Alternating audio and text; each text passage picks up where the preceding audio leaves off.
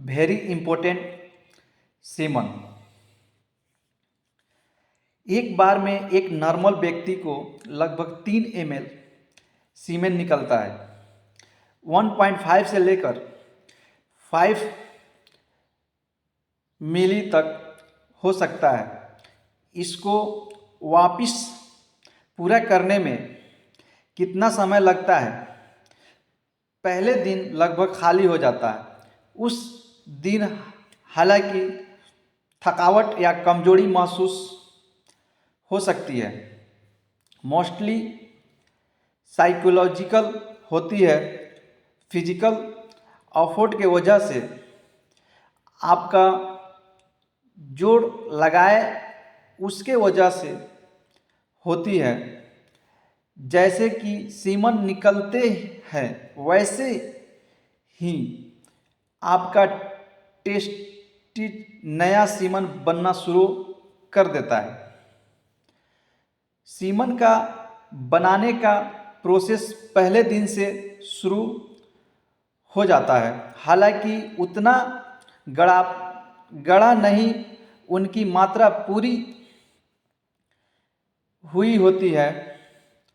और दूसरे दिन सीमन में प्रोटीन और जिंक और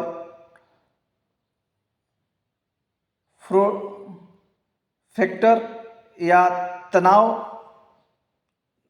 तत्व मिलना शुरू हो जाते हैं और उसका गाढ़ापन बनना शुरू हो जाता है। 4 से 5 दिन में एक स्वस्थ पुरुष जितना वह पहले था लगभग 80% आ चुका होता है। उसका गाढ़ापन लगभग उतना ही हो जाता है 6 या 7वें दिन में। एक्स्ट्रा सीमन बॉडी में एब्जॉर्ब होने लगता है।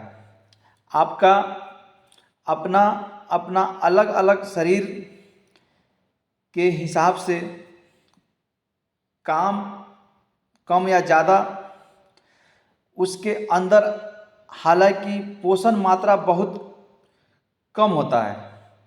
सोचेंगे कि सीमन के धारण करने से बहुत सारी शक्ति आ जाए, इसके पीछे कोई लंबी चौड़ी सच्चाई नहीं है।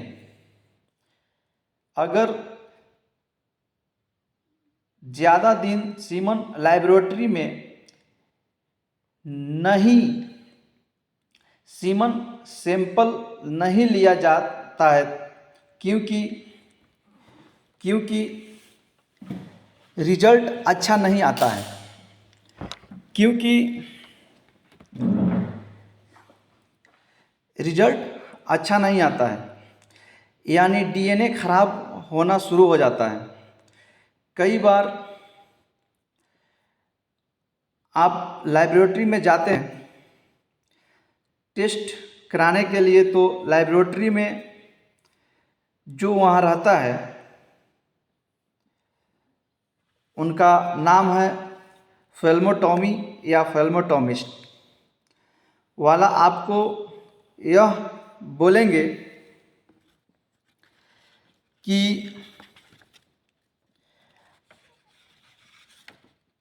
आपका जो परहेज है वह 4 दिन से 7 दिन का होना चाहिए। सिंपल यानी सीमन ठीक है जी। 8 दिन के बाद टेस्ट किया जाए तो उसमें मरे हुए शुक्राणु मिलेंगे। इस वजह से नहीं की कमजोरी इसका कारण है कि परहेज किए गए लंबे समय हुआ होगा। अगर आपको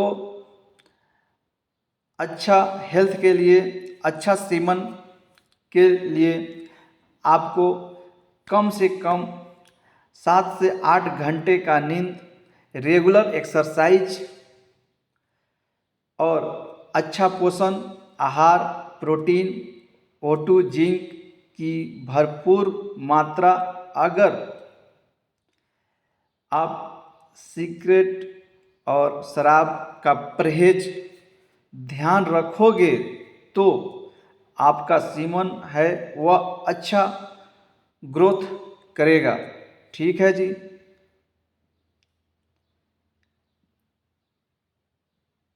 फिर बनता रहेगा। Thank you ji.